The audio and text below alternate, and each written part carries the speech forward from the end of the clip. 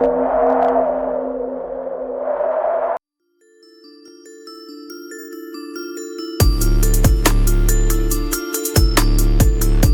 Guys, I hope आप सब अच्छे हैं। आज की कहानी जो मैं आपको सुनाने जा रही हूँ, ये कोई फिक्शनल स्टोरी नहीं है, ना ही ये कोई क्रीपी पास्ता है। आज की कहानी है रोहित की, और मैं मानती हूँ अगर उसने मुझे अपनी आंखों से देखी हुई हर चीज़ डिटेल में नहीं बताई होती तो शायद मैं भी उस पर बिलीव ना करती, क्योंकि ये कहानी सिर्फ भूत की नहीं है, सिर्फ आत्मा की भी नहीं है।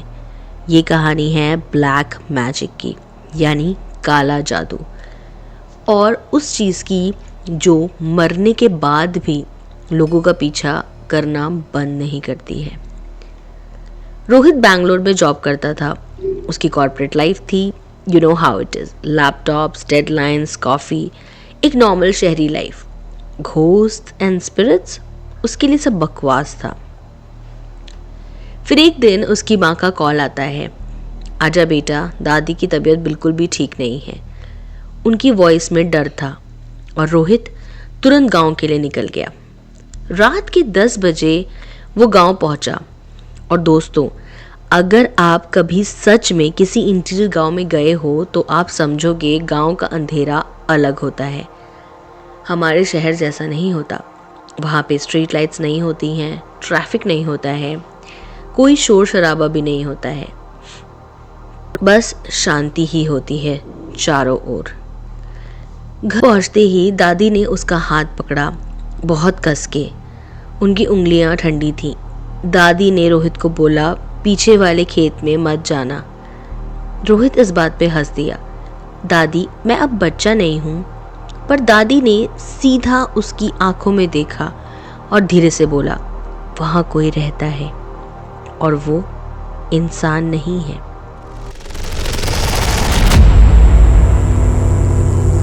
सो गाइज, यहाँ से कहानी थोड़ी सी डार्क हो जाती है, क्योंकि ये सिर्फ एक पैरानॉर्मल नहीं है, ये एक्चुअल क्राइम हिस्ट्री है।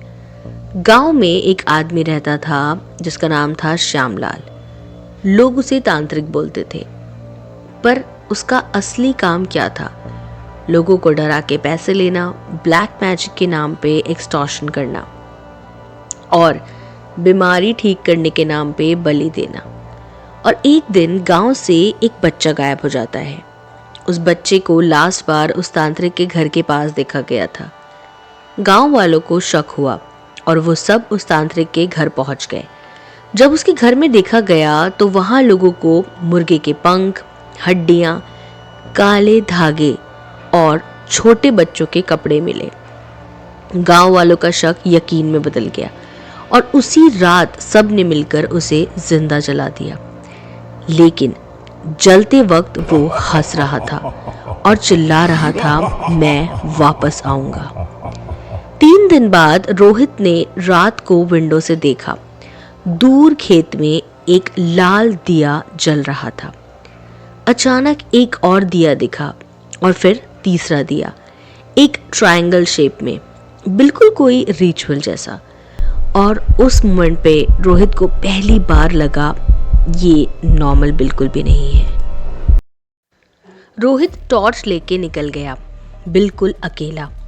रात के 12 बज रहे थे। कुत्ते उसको देख के जोर जोर से भौंकने लगते हैं, पर वो चलता रहा।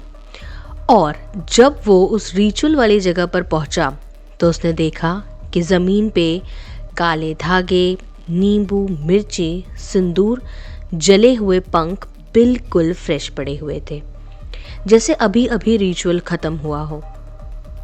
फिर मिट्टी में एक फ़ोटो मिली, आधी जली हुई।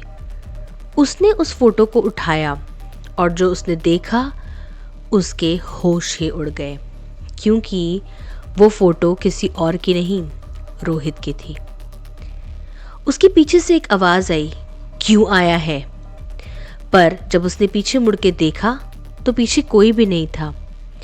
फिर किसी ने उसके बिल्कुल पास आके कान में बोला, तू आ गया, अब तू जा नहीं पाएगा। रोहित बहुत ज़्यादा डर गया और वो सीधे भागा अपने घर को। हर रात उसे उसके दरवाजे के बाहर से किसी के घसीट घसीट के चलने की आवाज़ आने लगती है। रोहित के रूम के मिरर पे किसी ने लिखा आजा। वहाँ पे फिंगर मार्क्स भी थे, लेकिन रोहित का रूम तो लॉक था और उसके अलावा उसके कमरे में और कोई भी नहीं था। एक रात सोते वक्त अचानक रोहित का गला कोई दबाने लगा। घबरा के उसने आंखें खोली और पाया कि उसका अपना हाथ उसका गला दबा रहा था, जैसे कोई उसको कंट्रोल कर रहा हो। नाखूनों के निशान पड़ गए थे और उसकी सांसें रुक रही थी। दादी कोई मंत्र पढ़ रही थी।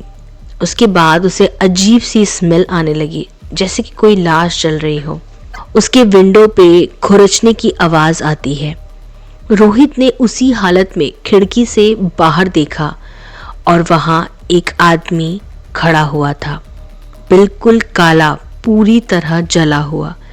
उसकी आंखें बिल्कुल सफ़ेद थी और उस आदमी के हाथ में रोहित की फ़ोटो थी। रोहित को देखते हुए वो आदमी मुस्कुरा रहा था। वो आदमी रोहित की खिड़की तोड़ने लगता है और अचानक एक इतनी तेज चीख आती है कि पूरा घर हिल जाता है और फिर silence, absolute silence. Next day Rohit Bangalore लौट जाता है अपनी पुरानी लाइफ में। सब कुछ बिल्कुल नॉर्मल चल रहा था। फिर एक दिन ऑफिस में रोहित ने उसका बैग खोला। उसके बैग के अंदर उसे मिट्टी, काला धागा, सिंदूर और एक नोट मिलता है। उस नोट में लिखा था, दूर जाके भी तू बच नहीं सकता। उसी रात उसके फ्लैट के सीसीटीवी में करीब 2:13 पे उसके डोर के बाहर कोई खड़ा हुआ रिकॉर्ड होता है। सेम वैसा ही एकदम काला जला हुआ आदमी। वो आदमी कैमरे में एकदम स्टैटिक दिखता है और फिर एकदम से फाइल करप्ट हो जाती है।